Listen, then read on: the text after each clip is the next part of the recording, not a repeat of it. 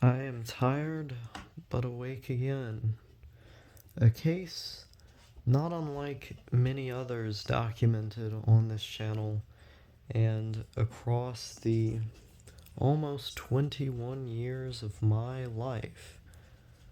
Awake again, but tired. I've ran into a problem again here in this puppy room.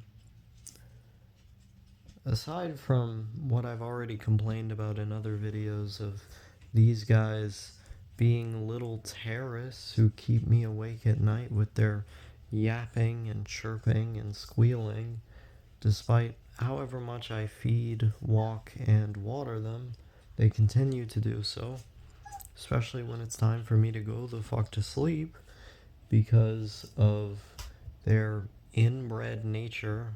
They have irritability and a number of behavioral problems. So I've had the bright idea of taking diphenhydramine, otherwise known as Benadryl, to sleep most nights, just about every night. A thing that I began doing when I was sick with COVID, and also when I got sick a few days after fully recovering from the 2.5 weeks of having COVID, where I subsequently got another illness of an unknown kind, an unnamed illness of some sort, that led to me being bedridden for another 2.5 weeks. And I was taking Benadryl then to sleep because with COVID, it was the congestion keeping me awake and just about every other symptom. With this next one, it was the fever and the migraines and the soreness keeping me awake. So the Benadryl was actually ameliorating a number of symptoms, not just my insomnia. It was for the sickness, for a lot of the symptoms of the sickness. Like, I find that when I get sick, antihistamines, in particular Benadryl, help a lot with the sore throat and the soreness, the itchiness, the headaches, and so on. The fever as well. And so I was taking it, multiple times a day, every day. And after over a month of doing this, I think your body just gets kind of accustomed to it, and it gets really hard to go to sleep. And I know that you're not supposed to take Benadryl all the time because, despite being listed as an essential medicine, it does increase your chances of dementia later in life. And I've always been that kind of free-spirited, wild and crazy individual who believes they're invincible and doesn't give much of a fuck about the consequences of their actions.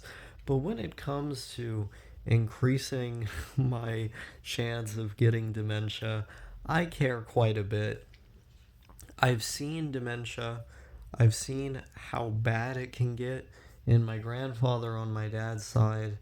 And while my grandmother on my mom's side did not have dementia, she did have brain cancer. And so from an early age, I saw how bad degenerative disorders of the neurological kind can be. And I do not want that for myself. So I try to avoid things that can increase those chances whenever I can. Taking Benadryl regularly is one of those things you can avoid. I have not been avoiding it, and now it's at a point where I struggle to get to sleep without it. But, I'm talking about this, maybe in a way that sounds like it's a big deal to the audience. The thing is, I've had periods of time where I've taken, for example, benzodiazepines for 2 months in a row, taking them every day. and I abruptly stopped taking them. And yeah, like I was on pretty high doses of that stuff daily, but when I stopped, like the worst I had was just 3 days where I was stuck awake, and then I was able to sleep for like 6 hours, like 4 or 6 hours. And then the next day, when I tried to sleep, I slept normally. And like I was slightly on edge in comparison to normal, not really, but in general, um, it was just a matter of being awake for those couple days and not sleeping a whole lot on the first try, and then the next try I did fine. And then from there, like I had a little bit more trouble getting to sleep each night, but I still got to sleep. And after like a couple weeks, that was it, you know? It was really, really minor stuff. And just for context, benzos are like the hardest sedative that we have available to us. Like, if you get tolerant to those, if you get dependent on those, it's supposed to be like the worst ever um, come down. Like, it's supposed to be really, really hard to get off of.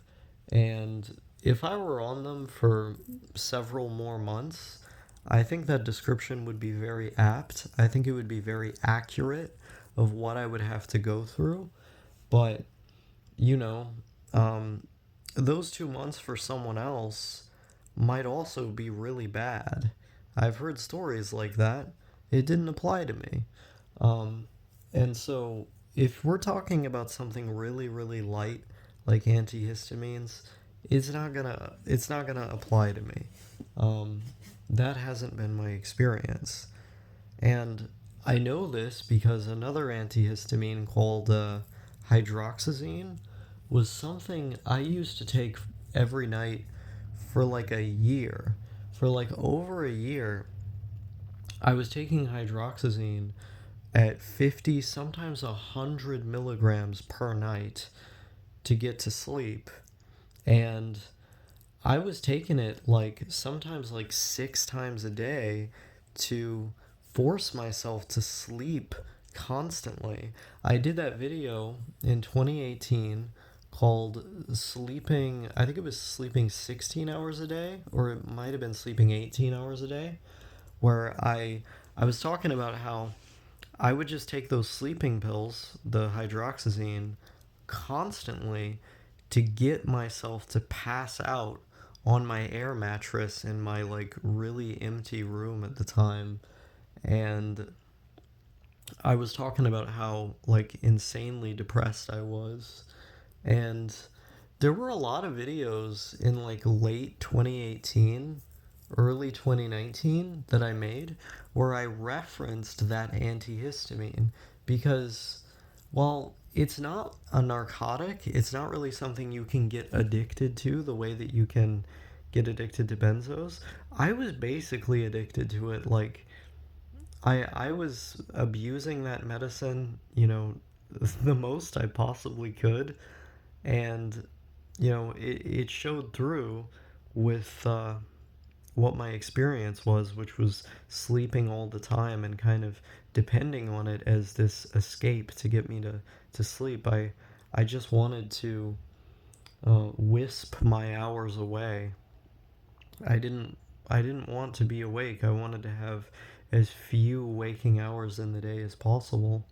And to be honest, there's something kind of comfy about that time when I recall on it, when I recall on my memory, because I remember just meeting No Thank You in like October or July of that year.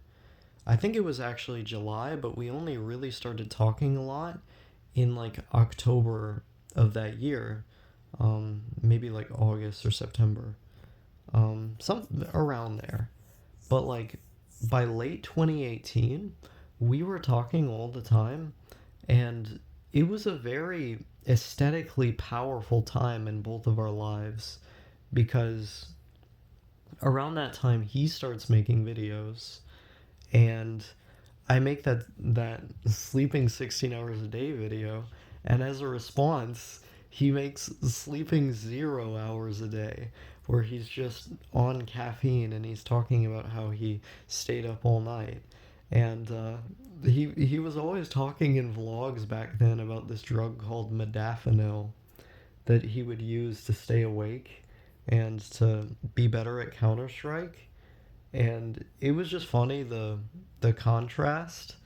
Um, like both of us were in pits of very specific, like a very specific kind of depression that was also a synergistic kind of depression, despite the differences in where we were at in life. It was like the two things synergized with each other, and it strengthened our friendship at the time.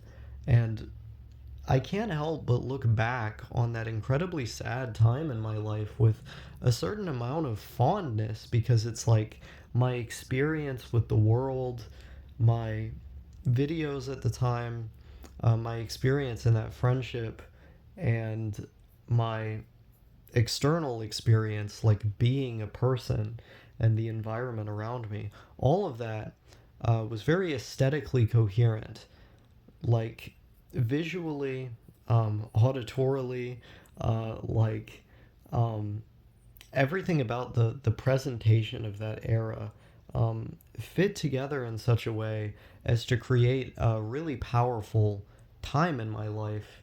And as someone who does not inherently value like happiness, that values being interesting more than they value being happy, I think aesthetically powerful times, even if they're sad, are valuable in and of themselves because of the jouissance, the emotion that they're able to evoke and bring out. And so I look back on that antihistamine addiction, and my burgeoning friendship with that guy, and the places both of us were in, aesthetically powerful in their own right, between the two of us.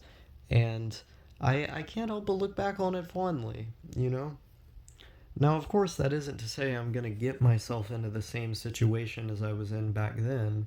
Now, the steady march of time moves on and moves forward, and that necessitates changes in our behavior and in our mindset. We have to keep up with the times, or the times are going to get past us.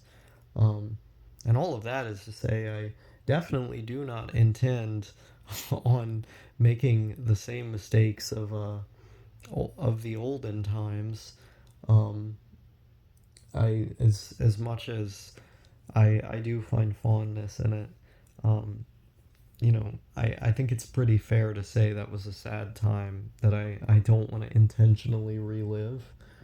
So I'm needless to say, I'm trying to not take this Benadryl to sleep, but because I had to take it so much when I was sick, and because I kept taking it a bit after being sick, I'm now kind of stuck where my body is dependent on it, and I want to sleep but can't as easily without it. Or at the very least, I can't stay asleep as easily without it.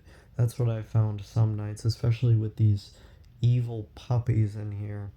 But I'm gonna try my best, and as time goes on, my body will adjust and I won't need it just to sleep. But that's where I'm at right now. And it's caused me to think about some very powerful and interesting memories of mine.